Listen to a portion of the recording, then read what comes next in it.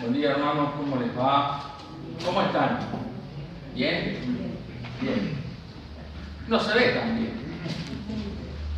Pero tiene que ver hoy lo que vamos a hablar con situaciones que pasamos muchas veces en nuestras vidas y que decimos cuando nos encontramos con una persona: ¿cómo estás? Hola, estás igual, dice la propaganda, ¿no?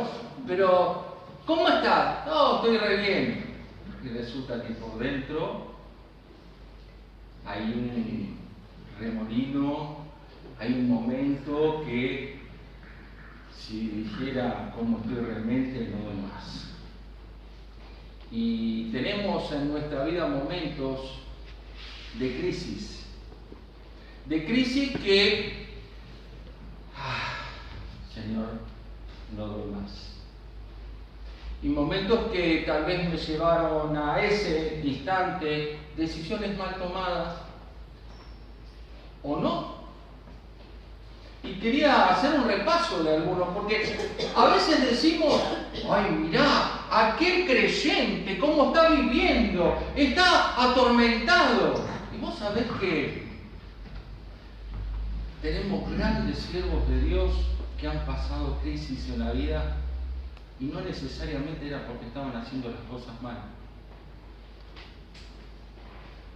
Miren, algunos nomás porque hay un montón. Moisés, este gran siervo de Dios que Dios lo eligió para ir y hacer esa obra que yo creo que no había otro hombre en la tierra en ese momento que podía hacer esa obra, porque tenía que ser el hombre más manso que había, como la palabra revela de Moisés. Pero Moisés, ¿qué le pasó? Acompáñenme a Números, capítulo 11.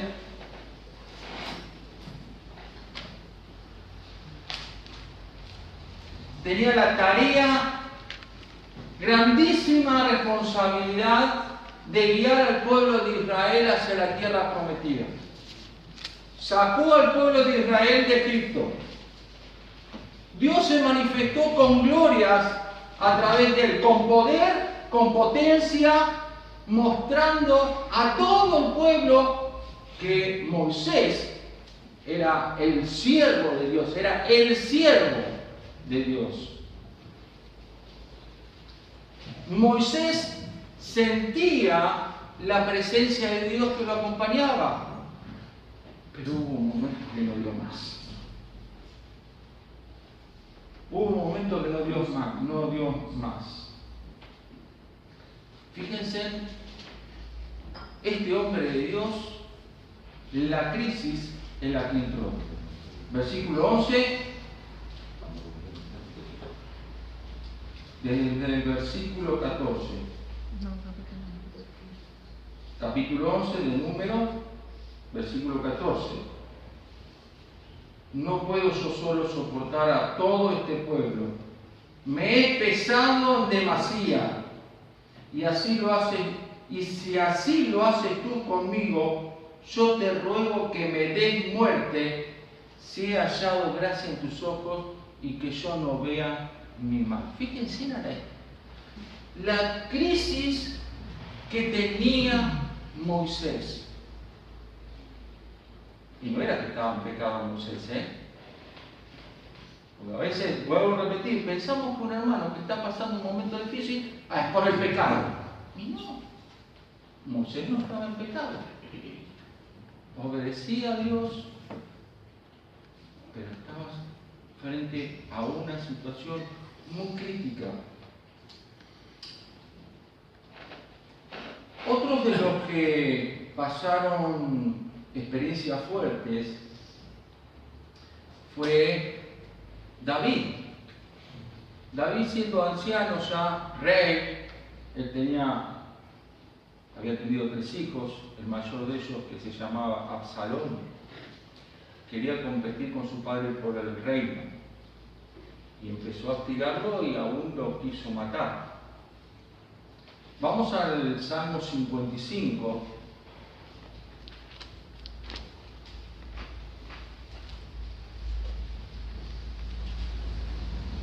ya rey, ya había pagado por los pecados, se había arrepentido David, pero tiene que enfrentarse a esta situación.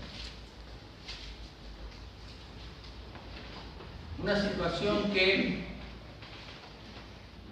lo estaba desgarrando completamente. Por un lado, su propio hijo, queriéndolo matar, queriéndolo derrocar y matarlo, queriendo tomar el lugar que le correspondía a su papá. Un dolor tan grande en el corazón que dice en el versículo 4 de Salmo 55, mi corazón está dolorido dentro de mí, y terrores de muerte sobre mí han caído. Temor y temblor vinieron sobre mí, y terror me ha cubierto. Y dije, ¿quién me diese alas de paloma? Volaría yo y descansaría. Ciertamente huiría lejos, moraría en el desierto. Me apresuraría a escapar del viento borrascoso de la tempestad. Era una tempestad que estaba viviendo David, que no lo podía soportar, se quería ir. ¿Cuántos de nosotros queremos escapar de situaciones que estamos y nos encontramos que estamos presionados y no sabemos la salida? No vemos el final de ese camino. Y tengo dos casos más que nos vamos a detener en los próximos dos. Pero antes de seguir, yo quería dar una definición de crisis. Y la anoté acá. Suceden cosas en nosotros o en el mundo en el que vivimos, es decir, muchas veces esas situaciones se generan desde dentro de nuestro ser. El caso que viene vamos a ver que se generó en realidad desde dentro de su ser. Pero otras veces son exteriores y que empiezan a presionar en la vida, en todo nuestro ser, en nuestro pensamiento, en esa mirada que tenemos que tener de la situación en la que estamos viviendo. Pero decía, suceden cosas en nosotros o en el mundo en que vivimos que parecieran que estoy al borde del caos. Del caos. ¿Se sintieron alguna vez así, hermanos? Yo sí me sentía así. No una sola vez, varias veces me sentí así. No sé si ustedes se habrán sentido así. Le pregunto. ¿Sí? ¿Sí? Me dicen acá, sí, no. ¿Sí? Bien, hermano, sí. Somos normales, nos pasa a todos. Nos pasa a todos. Las cosas se salen de nuestro control. Y es lo que empieza a darnos la crisis, es que no tenemos control de esa situación. Somos incapaces de resolver el conflicto en el que nos encontramos. Estamos viviendo una situación que nos causa dolor, angustia y temor. Si, según dicen los médicos, una situación así, que dura más de una semana, se entra en una depresión. En una depresión que después cuesta salir. Esa depresión que muchas veces, que en la crisis, cuando no sabemos salir o no sabemos buscar ayuda, nos lleva a tomar estas decisiones de decir, me quiero morir. El siguiente caso era un profeta muy poderoso. Un profeta que avanzó con todo el poder de Dios, se manifestó con poder en el pueblo de Dios, pero tuvo una crisis. Acompáñenme a Reyes, Primera de Reyes. Alguien dijo por ahí, sabiendo a dónde iba, dijo Elías, y no se equivocó. Primera Reyes, capítulo 19. Este profeta de Dios vivía un tiempo que era una calamidad en el pueblo de Israel. Prácticamente se habían olvidado de Dios por completo. Habían empezado a adorar a Baal y a Acera. Estaba el rey Acab, quien fue uno de los reyes peores, a tal punto que la palabra de Dios dice que no hubo peor rey que él, del reino del norte. Esta historia es antes que el pueblo de Israel fuese llevado a Babilonia, para ponernos más o menos en contexto en el tiempo. Estaba el reino del norte y el reino del sur, estaban divididos. Acab, en contra de la ley de Dios, había tomado por esposa a una mujer pagana que se llamaba Jezabel. El padre de Jezabel era un sacerdote de Baal. Así que lo empezó a Acab, aparte de tener un corazón malvado, se dejó guiar fácilmente por Jezabel, lo llevó por caminos lejos de Dios. Y empezaron a hacer altares a Baal por todo el reino. Entonces, Elías no conocía profeta de Dios. Él era de un pueblito muy poco conocido, de Tisca. A él lo llamaban Elías el Tilista. Y el Señor lo lleva a encontrarse. Primero le dice, bueno, que ore para que no llueva por un determinado tiempo. Y por su oración dejó de llover. Quería mostrar el poder de Jehová. Quería mostrar quién era el verdadero Dios. Si era Baal o el Dios de los ejércitos. Y empezó un montón de tiempo, dejó de llover.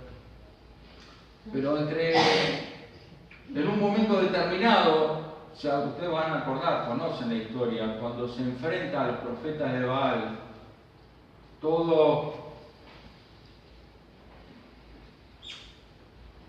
la situación que se generó, 400 profetas de Baal, Elías solo,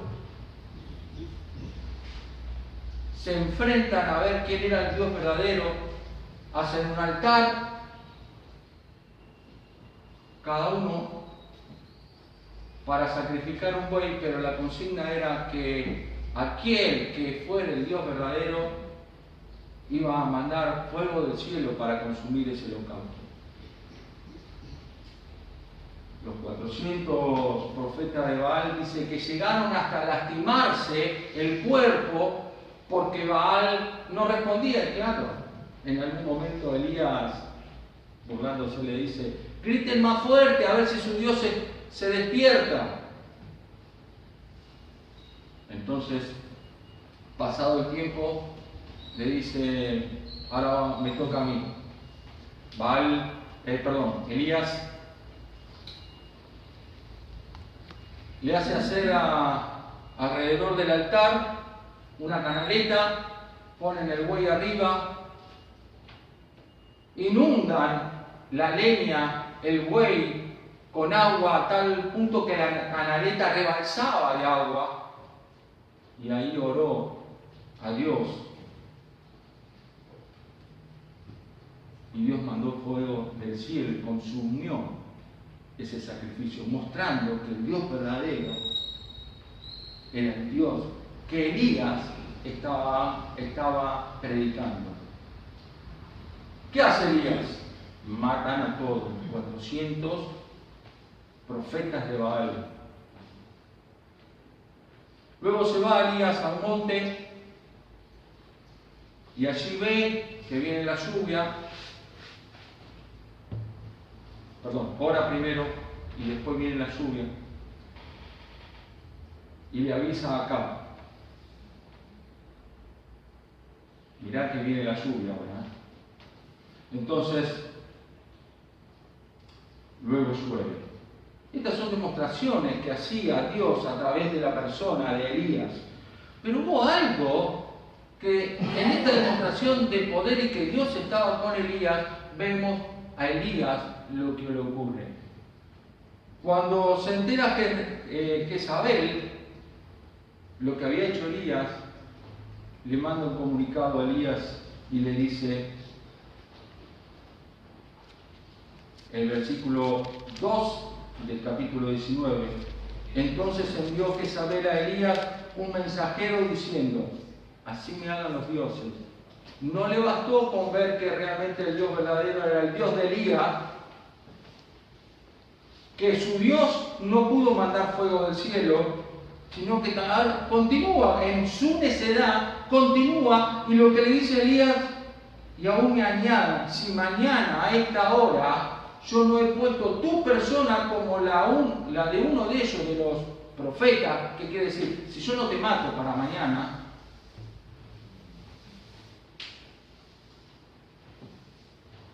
le estaba dando la sentencia de muerte. Elías dice, viendo el peligro, se levantó y se fue para salvar su vida. Y vino a Berseba, que está en Judá, y dejó allí a su criado. Tenía el poder de Dios, Dios se manifestó a través de él, pero un peligro externo lo hizo de la simiente, de la roca fuerte donde estaba cimentada, lo hizo dudar. Dice que se fue por el desierto en un día de camino y vino, se sentó debajo de un enebro deseando morirse. Y dijo, basta, oh Jehová, quítame la vida, pues no soy yo mejor que mis padres.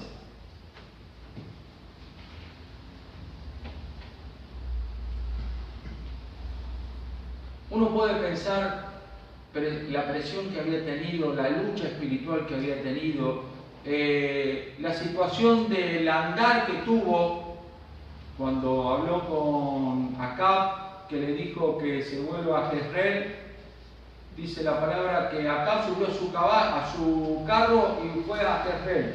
Y dice que Elías, desde arriba del monte, llegó antes que Acab a Jezreel. Y no tenía montura, ni tenía caballo. Podemos pensar que iba corriendo. Con lo cual también tendría un cansancio físico. Pero la situación es que llega un momento que él dice, me quiero morir. No doy más.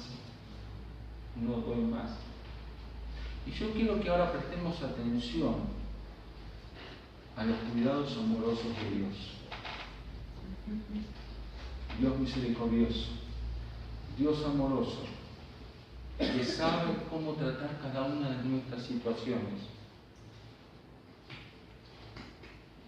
Cuando me ve caído en ese pozo,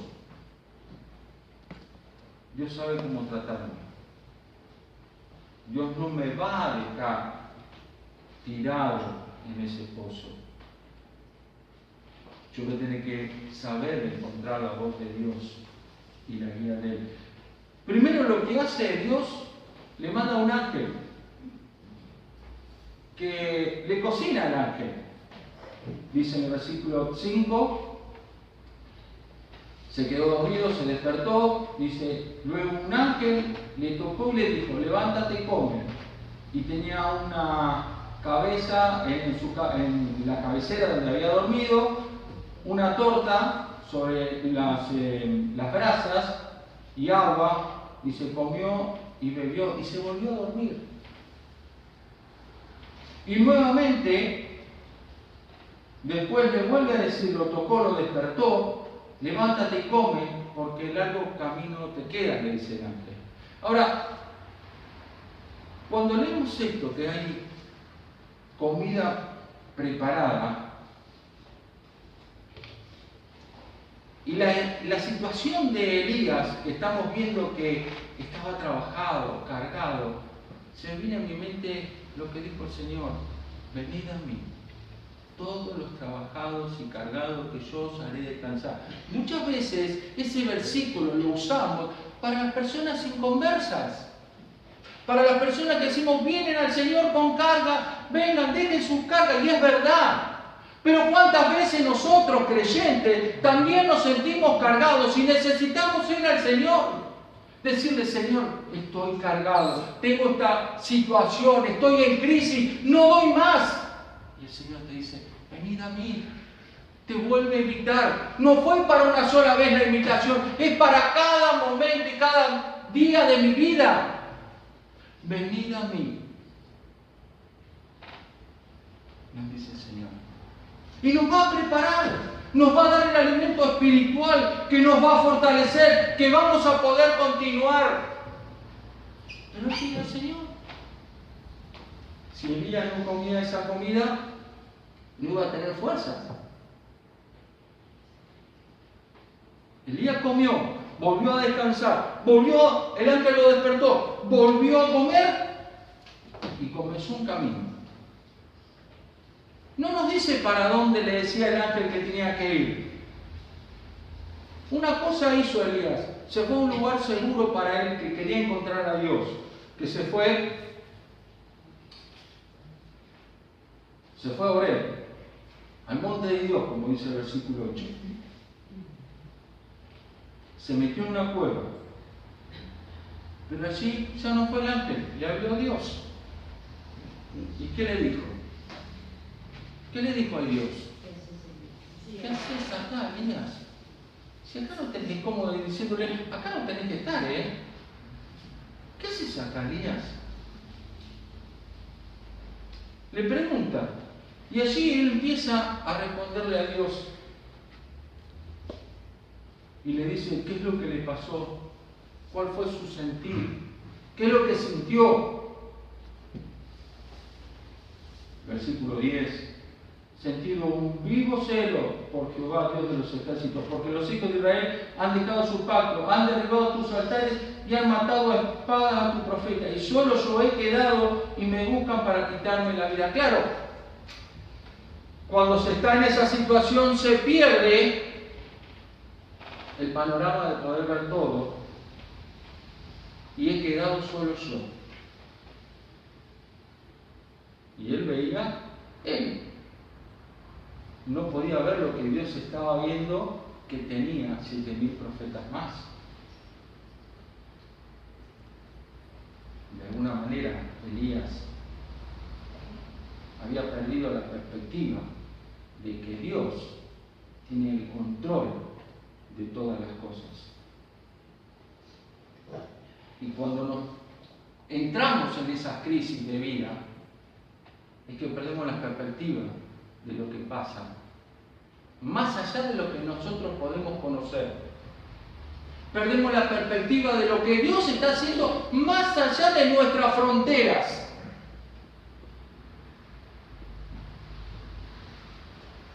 Entramos en ese momento de crisis. Señor, no doy más. Señor, no soporto, no aguanto un minuto más. Entonces, el pasaje tan conocido que vemos que Dios se manifiesta primero en el terremoto, primero en el viento poderoso, ese fuego tan fuerte, ese viento tan fuerte como un tornado que rompía hasta las rocas, luego el terremoto, donde decía, ahí no estoy yo, sino que dice, cuando Elías oyó el silbo apacible, cubrió su rostro con su mano y salió y se puso a la puerta de la cueva. Y allí estaba Dios. Y le dijo otra vez, Elías, ¿qué haces acá? ¿Qué haces en esta situación? Tenías una obra para hacer y te fuiste. ¿Qué haces en esta situación? Tenías que continuar. Tenías que seguir con el pueblo, ayudando a crecer. Pero ustedes fíjense, para Elías, la situación que estaba viviendo era un desierto. Un desierto. No encontraba salida. Un desierto es donde uno mira se pone en el medio del desierto y no sabe para dónde ir. Y no solamente para dónde ir, porque uno no sabe cómo orientarse, algunos más avesados podrán saber que están en medio del desierto. Si conocen de dónde sale el sol y a dónde se pone, van a saber dónde está el este y el oeste. Si conocen las estrellas a la noche, sabrán cómo guiarse. Pero por ahí el que no conoce está totalmente perdido. Está totalmente perdido. Y además no tiene para comer, no tiene para fortalecerse, no tiene sombra para el sol fuerte. Y estaba en el medio del desierto, totalmente perdido, angustiado, a tal punto que se quería morir. Elías, ¿qué haces acá? Y nuevamente le repite lo que pasaba en el corazón de Elías. Pero lean la historia después tranquilo en su casa y no hay reproche de Dios. No hay reproche de Dios allí, sino que agarra y dice, ve, vuélvete por tu camino, volvé de donde saliste, que ahí te espera una obra para hacer. La bondad de Dios que no nos descarta. ¿Alguna vez pensaste que los hermanos, el hombre, te puede descartar? Dios no te descarta. Dios es amoroso. Te quiere restaurar. Te quiere volver a limpiar. Te quiere dar una segunda oportunidad. Y tenemos un Dios grande que da segundas oportunidades. Tenemos el caso del hijo pródigo. ¿Qué segunda oportunidad? Aquel hijo que siendo hijo, se fue, se llevó lo que le correspondía, lo malgastó. La gente que lo conocía al hijo pródigo, no sé, bueno, es una parábola, ¿no? Pero podemos pensar que cualquiera, y es una historia que tranquilamente se ha repetido en la vida real muchas veces. Mirá, el hijo de tal o cual, mirá la vida que está llevando. Mirá qué bajo que ha caído. Y dice que en un momento de su vida recapacita, entra en sí. Y dice, ¿qué hago acá? ¿Qué hago acá? Si estando en la casa de mi padre podría tener tantas cosas. Y acá me está faltando todo. Lucas 15. Y a mí me conmueve no tanto la actitud del hijo pródigo, me conmueve más la actitud de ese padre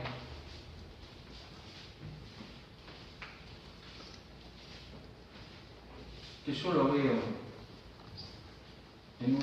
es un reflejo de lo que es de nuestro Padre Celestial. Fíjense, un hijo que había estado, más allá de toda la vida que llevó lejos de su casa, la última vida que llevó fue estar con los cerdos, algo totalmente indigno para un judío. Pero no solamente eso, el haber estado entre los cerdos comiendo de la comida de los cerdos, andando dentro del chiquero, con la ropa toda sucia. ¿Se imaginan el olor que tenía? ¿La mugre que tenía? Ese padre que nunca dejó de mirar hacia el camino, esperando que volviera el hijo. Ese hijo había entrado en una crisis y tenía que salir de esa crisis, pero tenía que volver. Ahora, él se dijo a sí mismo, ¿qué hago acá? A Elías le dijo, el Señor dijo, ¿qué haces acá? Volvé por tu camino.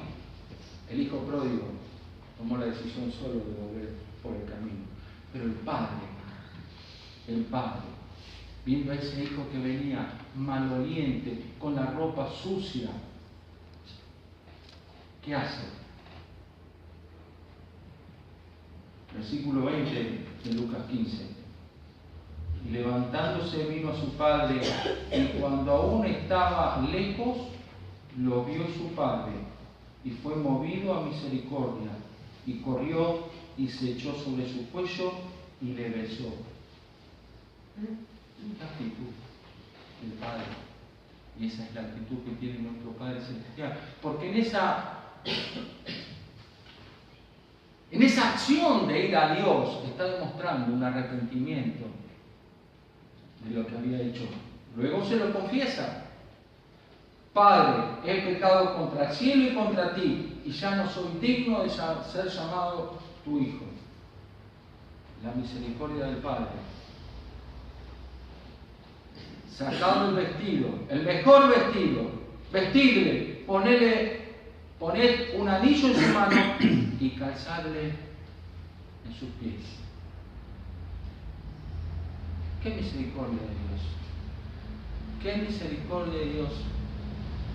Que cuando estamos en crisis, y desde ese pozo en que estamos en crisis, miramos hacia arriba y le decimos, Señor, no aguanto más, ayúdame. El Señor me ayuda, me saca, me vuelve a tomar, me vuelve a limpiar, me vuelve a cambiar el vestido, me pone anillo, me calza. Qué grande misericordia de Dios. Tal vez en esta mañana hay alguno entre nosotros que esté en medio de una crisis. Tal vez no conoces a Dios y necesitas que Dios te ayude a transitar la crisis que estás viviendo. Tal vez sos un hijo de Dios y estás en medio de esa crisis. Yo te invito a que inclines tu cabeza. Vamos a orar. Vamos a pedirle a Dios y a contarle en tu corazón qué es lo que estás viviendo. Y pedirle al Señor que te ayude en esta crisis. Pedirle al Señor que sea Él tu compañía. Pedirle al Señor que entre en tu corazón, te limpie y puedas experimentar este Dios maravilloso que tenemos. Puedas experimentar el abrazo de Él. Padre nuestro que estás en los cielos, te damos gracias, Señor, en esta mañana. Gracias por lo grande que sos. Gracias por tu misericordia, Dios, porque, Señor, no dejas caído al justo. Gracias, Señor, porque vemos tu mano extendida cada día para sacarnos de esos lugares donde hemos caído. Gracias, Señor, porque quieres restaurarnos, quieres volvernos a poner en lugares celestiales, quieres volvernos a llevar a andar por alturas. Señor, te rogamos que en esta mañana, si hay en medio nuestro algún alma que aún no te conoce, pueda, Señor, ir hacia ti, decirte, perdóname, porque he pecado contra ti. Señor, sabemos que no lo vas a rechazar, que vas a restaurar su vida. Señor, si hay algún hermano que ha estado en crisis, Señor, sabemos que tú puedes restaurar también la vida de ese hermano. Señor, te rogamos que hayan corazones dispuestos a dejar que tú obres en sus vidas. Te agradecemos porque vemos en tu palabra lo grande que eres, lo amoroso y misericordioso que eres. Gracias porque no nos desprecias. Gracias porque nos das oportunidades. Gracias porque nos das segunda, tercera, cuarta, quinta oportunidades. Tu misericordia nunca se acaba. Señor, nos ponemos en tus manos. Bendice este día. Bendice nuestras vidas. Y gracias.